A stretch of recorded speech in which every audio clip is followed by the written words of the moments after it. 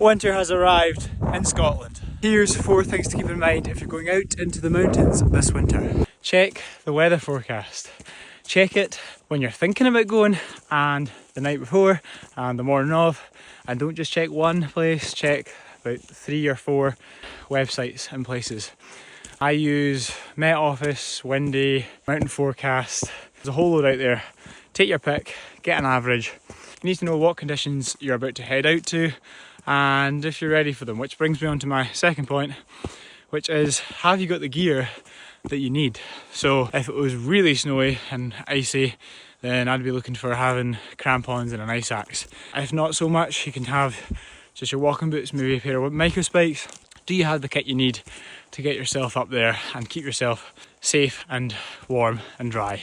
Do you have the right clothing, waterproof trousers, waterproof jacket, down jacket, layers? Which brings me on to my next point, my third point, layering. You need to layer in the winter. And if you get too hot, remember, and take some clothes off. You don't want to start sweating. On the sweating note, don't wear anything cotton. If cotton gets wet, it stays wet, that makes you cold. If you're getting cold, as you're going up or once you've stopped, put a layer on. Don't be like, oh, I'll be fine, because then you'll get cold and it's hard to warm up again.